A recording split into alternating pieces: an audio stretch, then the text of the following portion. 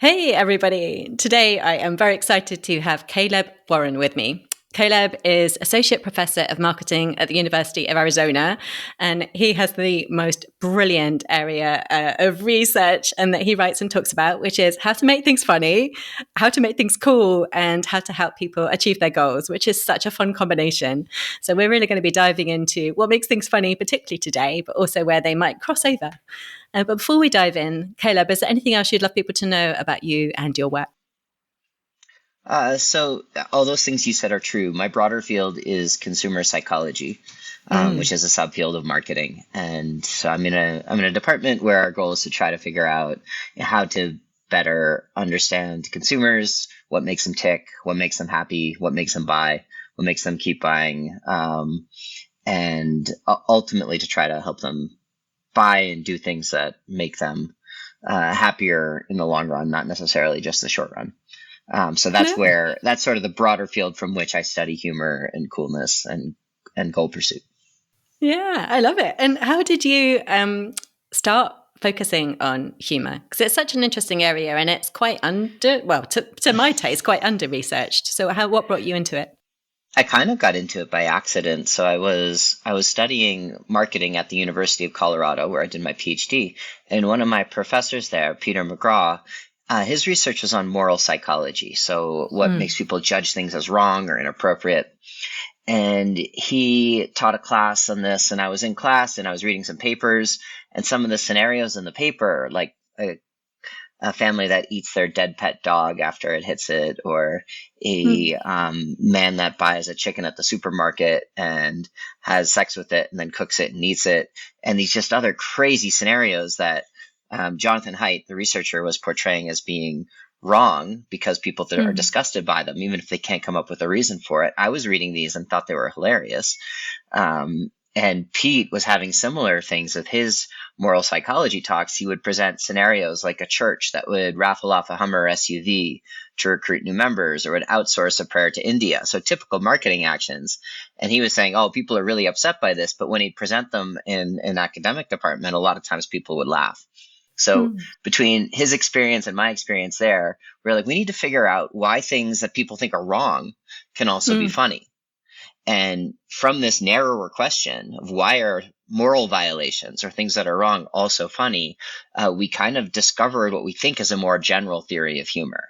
And that is that something is funny when there's a violation. And this isn't just a moral violation, something that seems wrong, but anything that threatens a person's sense of how the world should be or operate. So they can be something illogical, something that seems incorrect, something that seems physically threatening or threatening to your identity.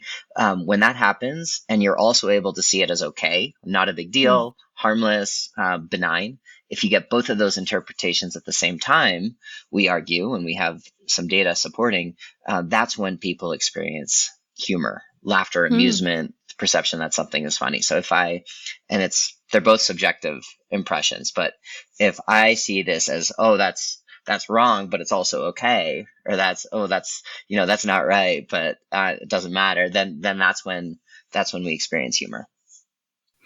Yeah, and I'd never come across it expressed that way when I saw like benign violation theory, and I definitely recommend listeners watch your TEDx talk too, because it's like really great to see the kind of graphics that go with that and where it overlaps. So I wanted to ask you, does this explain why when I watch like jackass style accidents, the kind where someone's like riding a bike and they go up a ramp and they fall off and they Uh-huh. crash, I just like clutch my chest and go, oh no, and I don't laugh, I just get really tense. Whereas like if someone like Jackie Chan is doing sort of clowning physical comedy, and he's such a skilled martial artist, so when he falls, then often I do laugh.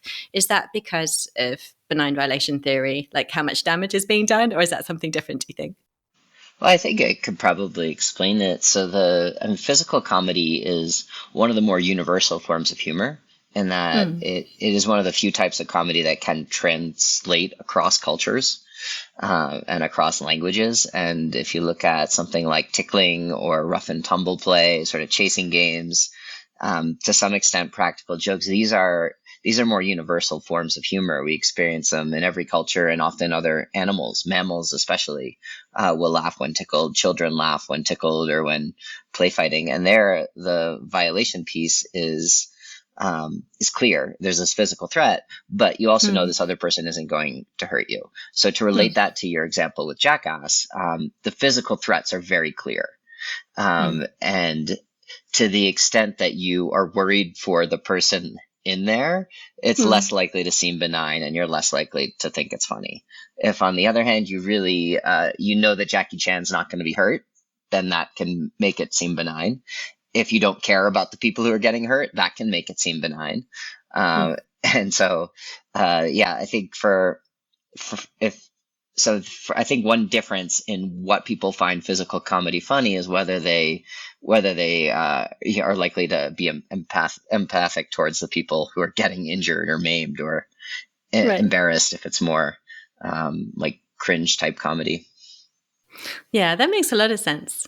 And I wanted to ask you related to that, and don't worry if you don't know, but Muppets. I've been thinking about Muppets and puppets for quite a long time. I'm wondering why. Basically, like in real life, I laugh quite a lot of things. As soon as I'm in front of a screen watching something, I love comedies, really enjoy comedies, but it's actually quite hard to get me to laugh out loud. But if you substitute in the humans for Muppets or puppets, like the bar changes and I am so much more willing to laugh. And so I'm wondering what's going on there. And if you don't know, that's fine. But I thought I would ask. Yeah, I mean, there could be a few reasons. One that I'll speculate, and probably holds for a lot of animation too, in addition to puppets and Yeah, Muppets, I love animation. is that, what it does is it makes it seem less real. So there's this construct called psychological distance, and it's how close or far something feels away from you. And it can be physical distance, like, right here in front of me versus miles away. It can be time, now versus the past or the future. It can be socially, like me, my friends versus someone who I don't know. But it can also be whether it's hypothetical or real. And if something is more real, it's closer psychologically than if it's hypothetical. Now, this matters because as something is farther away, it's easier to see as benign. And so when there are violations, so the puppet does something embarrassing or gets hurt or says something incorrect, morally wrong, or whatever, you have this extra layer of distance that makes it easier to see that violation as benign. This is one reason why South Park, which is not only cartoons, but also really crudely drawn cartoons, I think can get away with a lot more than a live action sitcom can in terms of the edginess of its jokes. Yeah. Oh, that's super fascinating. That makes a lot of sense because, that I do find a lot of animations funnier too. Like, for example, I really love Rick and Morty, and that is quite outrageous. And Morty does get really damaged, but I think it is maybe the animation, the separation again. That's super interesting. And also, I'm wondering then if that's the same thing that's at play with absurdity. Because generally when things are if it's humans who are doing it, so it's not a Muppet or a puppet or animation, but it's an actual human, if the situation is more absurd, I find it easier to laugh. So I don't know if that's the same thing. Yeah, I guess I'd ask what you mean by absurd. That it almost becomes more cartoonish in the level of their character and their behaviors or the situations that they're in. So it's less, it is sort of less realistic. So they might be in more almost like fantastical situations. Like, for example, Mythic Quest. That would have a similar effect, or even just sort of a stand-up comedian being on stage. Like, they're going to be able to get away with a lot more there than if they are, in front of a boardroom giving a talk to their employees or teaching a class, talking to students. There's sort of this extra layer of it's okay for them to take risks, to make jokes. This isn't real. It's okay for them to say things they don't necessarily believe or endorse to get a laugh. Right.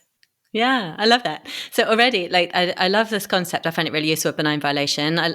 It's very helpful for me to think about. I think you described it as like psychological distance or distance. Are there any other things that you either have researched or that you are interested in or speculate about in humor that you might think it might be good for people to have a think about as a concept? That's a kind of a broad question, I'll use that to maybe not answer the way you were thinking. But if that's the case, then come back to it and try again. One of the main ideas that we've sort of tried to combat in our research is this notion that things are funny because they're surprising or unexpected. And I Mm. think this is a deeply flawed theory of humor. Oh, Because there are so many things that are surprising that are not funny. Like if you true. were to, run someone over with your car. But there's also so many things that are funny, even though they're not surprising or they are expected. I've already mentioned South Park once, but in that show, they kill the same character every episode for the first like 180 episodes. And like good comedians will go back to a joke they've already told. And consumers, viewers, movie watchers will laugh at the same movie that they've seen 3, 4, 5 times. So we laugh even when we expect something. And a lot of our research has tried to sort of pit these two explanations against each other, whether something's funny because it's unexpected or whether it's something's funny because it's a benign violation. One of my favorite Mm. experiments, we brought participants into a lab, and we had them sit next to what appeared to be another person taking a study, but this was actually an actor we had hired, and they were filling out a survey, and there's a bowl of Skittles next to this actor. And the participant comes in and sits across the table for them and starts to fill out what they think is the actual survey. But what we kind of care about is how they respond to the actor. And the actor is going to either do something surprising or do something after telling them what they're going to do. And they're either Mm. going to do something that's a violation, inappropriate, or something that's not. So what we do is we have them either we have them offer the bowl of Skittles to the participant, so that's not a violation, that's a normal behavior, appropriate, or they take the bowl of Skittles and they throw it on the participant. Mm. And that comes either after telling them they're going to do it. So they say, "I'm sorry to interrupt, but I need to offer these Skittles to you. Would you like some Skittles?" Or, "I'm sorry to interrupt, but I need to throw this bowl of Skittles on you." And then they throw the Skittles. And what we measure is how much the person laughs, how likely they are Right. to laugh when this happens. And if humor is about surprise, Mm. then there Mm. should be more laughing when they're either offered the Skittles or thrown the Skittles without any explanation. But that's not what we find. What we find is that they're more likely to laugh when the Skittles are thrown on them than when they're not. So that's the violation. But the warning in this case, which makes it more expected, also makes it benign, because when they hear, Mm. I need to throw this bowl of Skittles on you, now they kind of realize like, oh, this is something else is going on here. This is part of the experiment. It's not just them being a jerk. So it makes the act seem more benign, even though it's less surprising. So and we have a lot of different studies that are kind of like this, that sort of Mm. test different theories against each other. But I wanted to give you a sense of one of the ways that we try to distinguish between what a benign violation is and how that's different than just being unexpected. That's great, because we do hear that so much, the surprise and the unexpected thing. And it's lovely explaining it in that way with the experiment. And I was reading some of your experiments that you did about what makes things cool as well. Do you see an overlap with humor, or do you see them as quite separate areas? And I know that's quite a tricky Well, question. no, the overlap, thank you for the question. I've thought about this a lot. The overlap is that Yeah. both are generally positive responses to abnormal behaviors. So Mm. behaviors that part from some norm or convention. But there's a difference in terms of I would say, the valence of this deviation from the norm, and that with Mm. humor, the violation is generally negative. Mm. Like we see something as wrong and we're okay with it, like we accept it, and our response is to kind of laugh it off, which generally doesn't, it's less likely to inspire change or social movement. With Mm. coolness, this deviation from the norm is seen more as a positive thing. Like this is different in a good way, and it is more likely to inspire change, to like move culture, than humor is, because it's different. It's more different in a good way, whereas humor is like different in a bad way, but it's not a big deal. Mm. Oh, that's Uh, super fascinating. that's kind of an overly crude way of Yeah. describing the difference between what is cool and what is funny. And of Yeah. course, there are people who do both. And like Lenny Bruce, to me, is a Oh. classic example of a comedian who was cool, and he did so by by questioning many of the more restrictive social norms and suggesting they should be changed, which people saw as being valuable. So that's what Mm. made him cool. But his vehicle for doing that was often by being funny, by saying things that maybe themselves weren't meant to be um, change, like they were seen as sort of bad things to say, but people were okay with it because he knew they knew he was coming from a good place. And I should have done some Lenny Bruce research to offer one of his jokes, but I don't have any on with me. I'm sorry. No worries. That can be your homework, listeners. Go and find some on the internet. And you can also watch Yeah. Caleb's TEDx talk of what makes things cool as well, which I found really fascinating. So I think Thank you. they're both very stimulating. I love that. And I did want to ask you one question about the third area that's listed on the site of research about what helps people reach their goals. Because I was like, oh gosh, like all these things fit together in such an interesting way. And there'll be lots of listeners who are setting creative goals for themselves. And I know that might be tangential to the kind of goals you think about. But if you were considering a listener who this year is setting themselves a creative goal, whether it's to do with their book or to do with some like creating a show, or if it's even to do with marketing that show, what would you prompt them to at least be thinking about? I'm going to pull for some research that isn't my own on this because I think Great. it has helped me, and I think it's most relevant. It's especially relevant to people who have creative goals. The wisdom a lot of times is the way to reach your goals is to have stronger self-control, stronger willpower.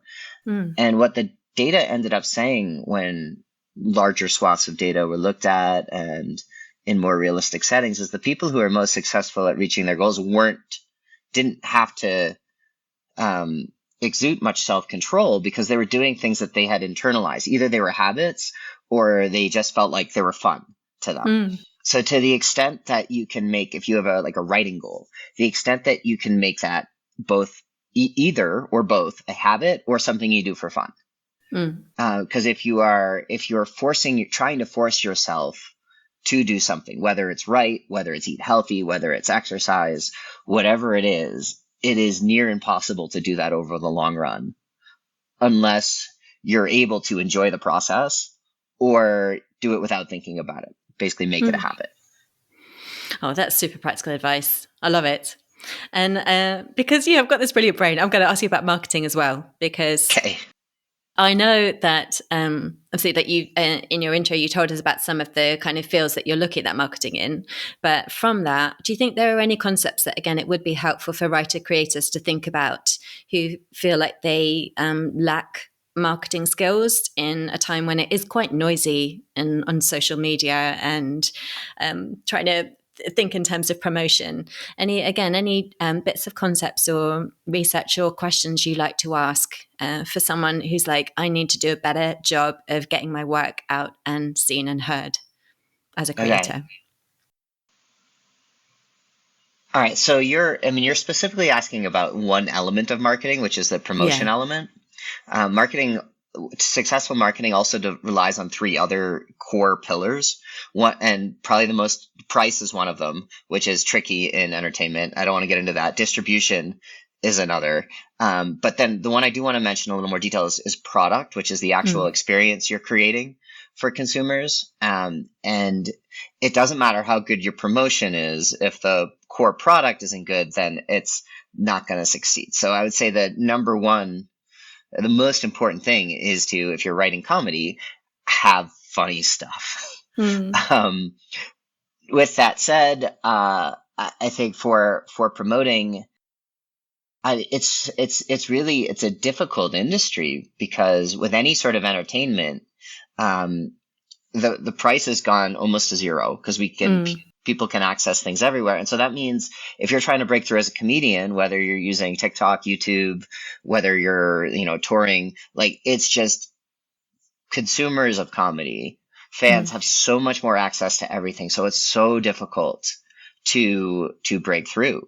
And I think, the content is probably the most important piece, but, to the extent that, and I talk about this more outside of comedy, like one of the main benefits of humor is people will pay attention to it when otherwise they ignore most marketing messages. So in a way, comedians are better suited to market their material than most because their material is humor and people want to pay attention to humor.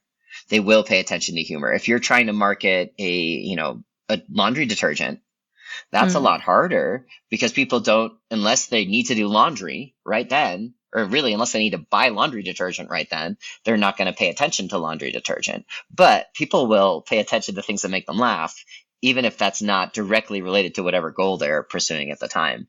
And especially if they're not pursuing any one goal, um, if they're more in sort of a psychological state that isn't oriented towards a specific goal, then we're more looking to enjoy our time and to experience things that we find fun and make us happy. And humor, comedy are one of those things that are almost universally, at least the comedy that people find funny is always appreciated and can have.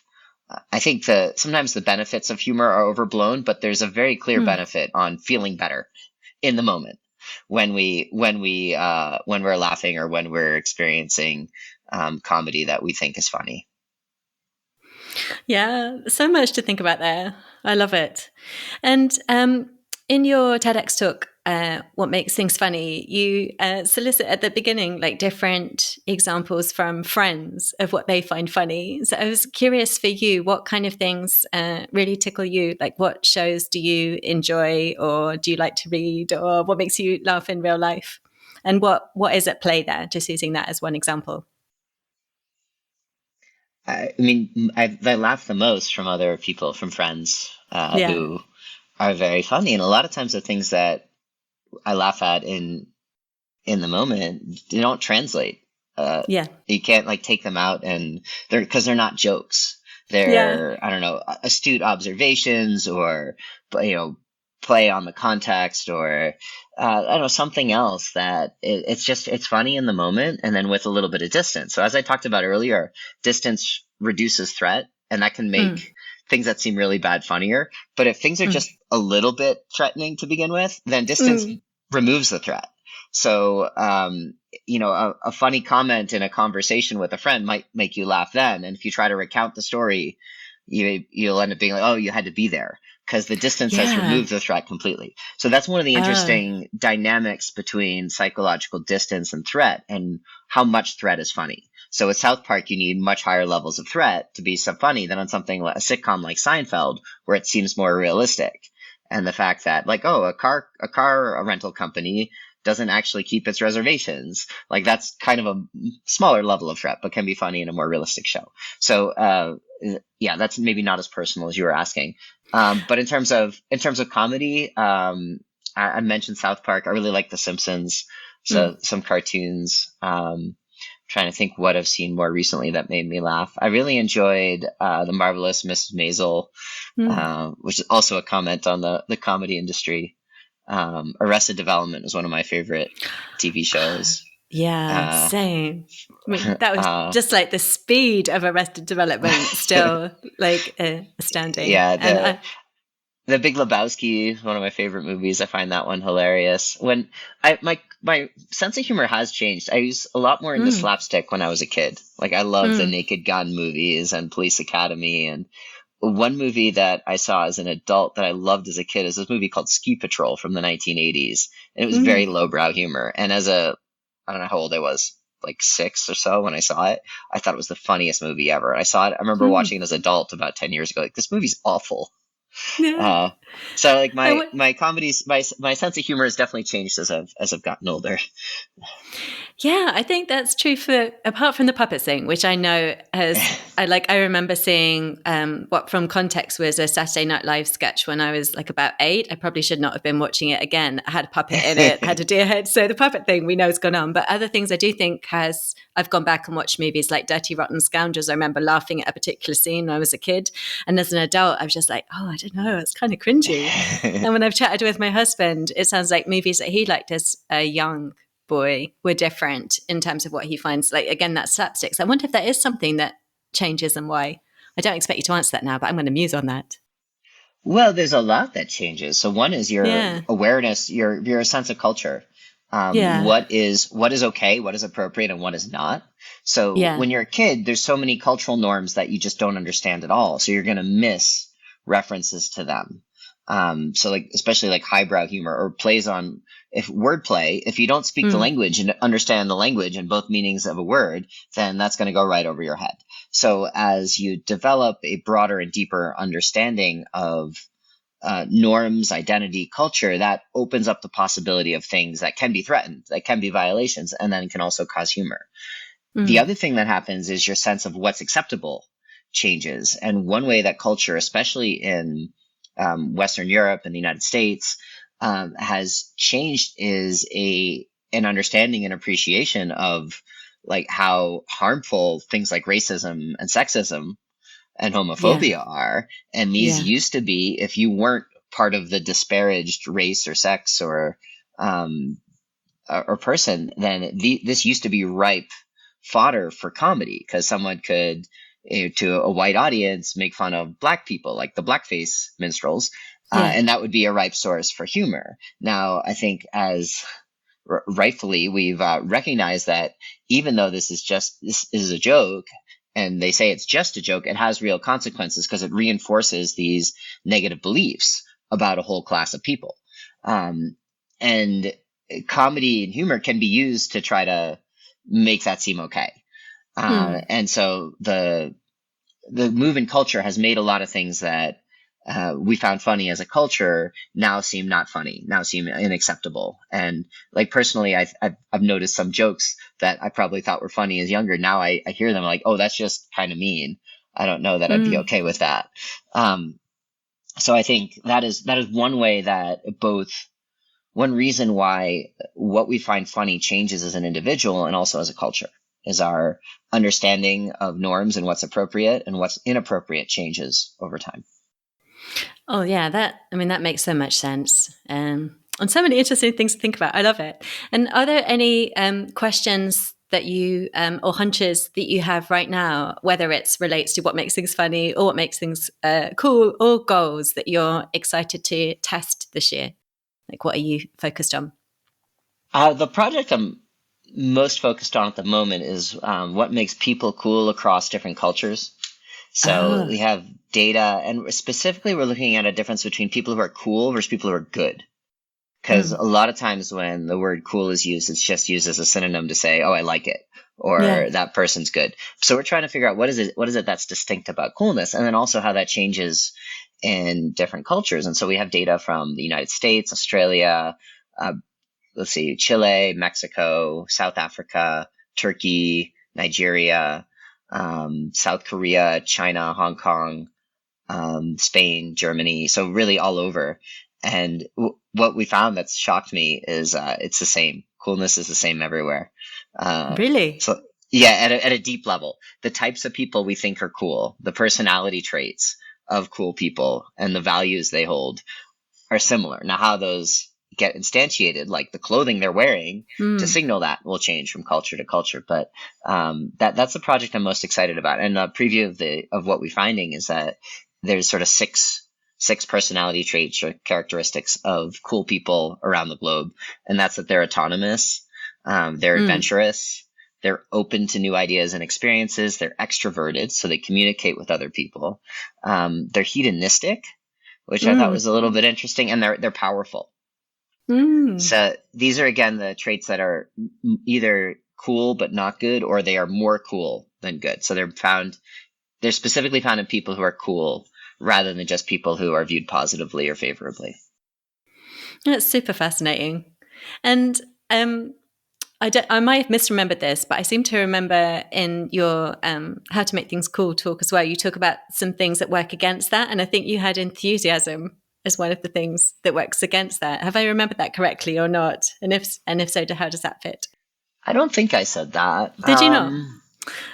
I think I got it from the beginning where you were talking about that was I think this, I'm projecting onto this, but I took it as you Okay. trying to be like the boy that you'd Oh, seen, and that your enthusiasm kind of, and effort. No, trying so as effort. effort. Okay. Efforts can backfire. Like Yeah. especially if you're trying to be cool.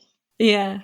If people think you're trying to be cool, or you're trying to gain the approval of others, that is not cool. But in part, that's because it shows a lack of autonomy. It shows you're not Right. pursuing your own path. It shows that you are just seeking approval of others. And so another project that I had published recently with my brother, who's also a marketing scholar, we're looking at the role of effort for gaining status in different status systems. One way of thinking about coolness is that it's this alternative social hierarchy that's kind of different than traditional class-based systems that are based more on wealth or economic prowess. And what we show in this paper is that if you're trying to be cool, you get lower status, less respect, less esteem than if you're cool without trying. But if this is applied to wealth, it reverses. So if you try to become wealthy, then you have more status. People respect you more than if you become wealthy without trying. Oh, that's fascinating.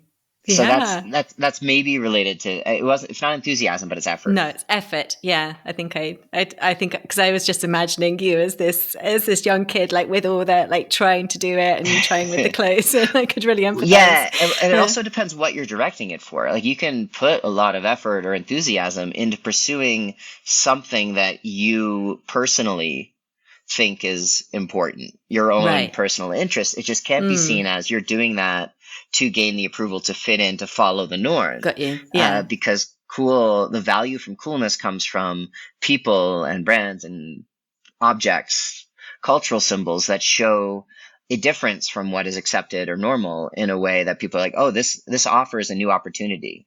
Coolness I see as sort of like an oil for cultural change. And the people who are able to change culture in a good way, they get rewarded by being cool, which is a sort of other form of status that doesn't come from the same things that, say, drove status in an industrial economy, where it's much more based on how much stuff you could produce, or in a feudal economy where it was like, how high are you born? How close are you to God? Are you a king who's the closest, or nobles and clergy, or just a peasant? So like all of these status systems are depend on the whole belief system of a culture, and it's related to economics. And we're very far from comedy at this point, but No, I love it. That's another area of my research. Yeah, no, but it's brilliant that you have all these things. And I did want to ask you, again, slightly separate to comedy, but because you were also in a band, and I'm interested then when you're talking about like effort and coolness, how that fits with bands. And also, I did see. I really liked it when you were like testing like how people would review different bands based on like their looks and their logos and their names and things. That was fun too. But yeah, yes, I'm one of my imagining first experiments. Yeah, but I'm imagining a musician. How does effort and cool fit? Like if they're really obsessive and they're like really practicing the guitar, and that could be a comedian that's really, really practicing their jokes. If the effort in that area is okay, but then if they try to put the effort into the cool, then that's where it goes wrong. What's interesting is you're not supposed to seem like you care about your audience. And so there's a tension between marketing, where good marketing is about figuring out what your audience wants and delivering that, and coolness, which is about following your passion or pursuit regardless of what others think. So there's this tension there. And so, but if you are, as a musician or a comedian, if you're focusing on your craft rather than the response to it, then that will come across as cool. So there's another, I think, with humor, if you're in the business of humor, if you're a comedian, the funnier you are, the better. The cooler you are, the coolness, and whether it's comedy, music, or any other type of marketing, is really useful for people that are starting out, brands that are unknown to become known. But once a person, a comedian, or a brand, if you're like a product, are well known, a band, if you're a musician, being cool no longer helps.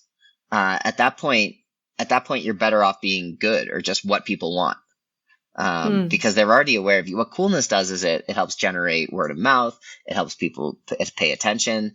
But cool is a moving target. And if you stay where you are, you're going to lose that coolness. And if you're not also providing some other value, some goodness, then cool is not a permanent solution. So my advice to marketers who care about being cool is like, okay, where's your brand? And if you're already a market leader, you probably shouldn't focus on being cool. And this is, I think, also true of comedy and comedy writers. If you are, if you're getting started, if you don't have an established brand, then this might be an effective means for breaking through the incredibly cluttered field you're in. But if you're already a well-known market leader, then you just need to keep focusing on what is it that you're doing that people find valuable. If it's a comedian, I mean, it's being funny and probably, the types of jokes that people are enjoying. So there can be this, I think, tension between being market oriented and being sort of this pure artistic vision. And so there sometimes is a tension there. But yeah, I don't have a solution for that. If your goal is to sell the most, then you want to be in the sort of market oriented camp once you're established. Yeah, it's really interesting to think about those tensions. I love it. Yeah, I don't want to take a moral stand on saying you should do that, because I think there's also value in pursuing this more artistic vision that is more likely to change culture, comedy, even the world at large. It's riskier. It's less likely to work. It's more likely to alienate people. And so if your goal is just to, stay as popular or as profitable as you can be, it's probably not the best path if you're already established. But it's interesting because I really like your work for like bringing language to things that I kind of think about in a woolly sense, but haven't put concepts to. So now it's interesting. I've got more filters to run things through when I'm thinking about, say, really fascinating comedians like Jared Carmichael. I don't know if you've come across his work, but he's really interesting in terms of like how he's perceived and how much he's really testing the audience and how much he seems to almost not care about his audience at this point, and how he's still caught. So it's just really interesting things to think about. And we don't have to have answers for all of them. But I love as well that you actually ran experiments and you shared some of those with us today. So that's brilliant. And before we wrap up, are there any other things that you wish that you'd been able to introduce to people today who are writers and creators at home? And as I say, I want to put some links in the show notes for where they can go and find out things in more detail. But just in the last couple of minutes. I think we've talked about everything. So there's the 2 TED Talks I've given, one on humor, one on coolness. There's links to both on my website, calebwarrenresearch.com, which I'm sure you'll post. We even talked about my band. If you're interested in that, bandoftownies.com. I write a blog there too, where I talk about music and sometimes other topics like academics. So I think we've covered most things about me in a pretty short period of time. Thank you for having me here. No, you're so very welcome. I'm actually, just because I haven't asked you, I'm going to have to ask you about the band before we wrap up. It's just what do you love most about playing in the band? And it seems to have a really unique style from all the research. I've never heard you play, but from all the research that I've done, I was like, that's really cool. That's really fun.